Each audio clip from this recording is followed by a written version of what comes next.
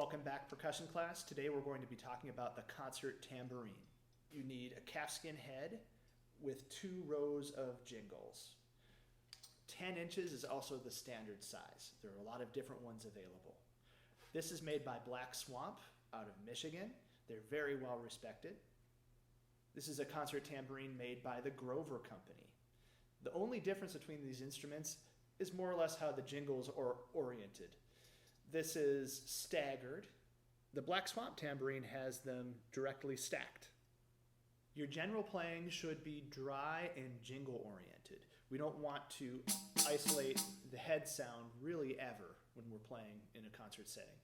In order to achieve that dry sound, you want to hold the instrument at a 45-degree angle from the ground.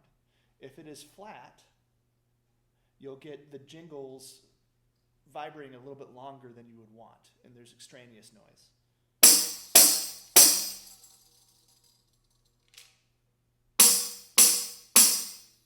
For general loud playing, you want to keep the tambourine up, and that's going to project a lot better than having it below the music stand. For my general loud playing, I bunch my fingers together and I call it the Pac-Man.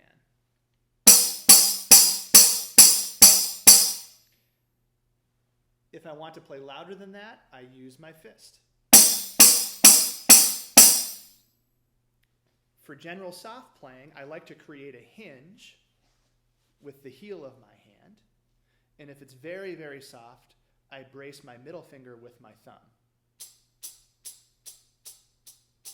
Resting my hand on the head makes it easier for me to control playing lower dynamics, and it dampens the extraneous head noise. In general, we try to play up as much as possible, but if you have to play faster, there are a few different options. First, let's look at fast, loud playing. You are going to want to have a chair or a stool where you can put your foot up, and for those notes that you can't play with one hand, you can supplement your knee. You'll see that I'm still keeping a 45-degree angle. Now it is angling down instead of up. I try to play as many notes with my fist as I can. The main reason there, we get an extra sound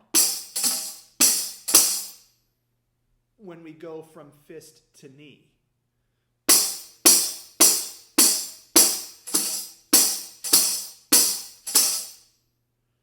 So that's really only there to fill in probably the left hand if I'm doing a right hand natural sticking kind of approach. An example would be 1 and a 2 and a 3 and a 4 and a.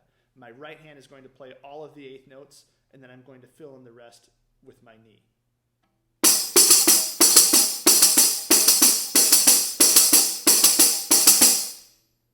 If I'm playing soft and fast, I'm going to keep the same concept with the 45-degree angle in my knee, and I may even dampen jingles with my knee, the ones that I'm playing directly over the top.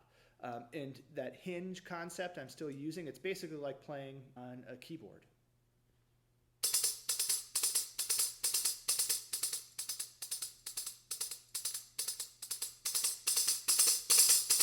Basically just add more fingers for more weight dynamically.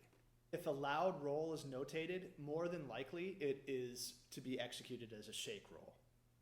And what you're going to do there is rotate your forearm back and forth. Very similar to how you would play a one-handed roll with Stevens grip technique. It's important to note that you should really articulate the beginnings and endings of these rolls.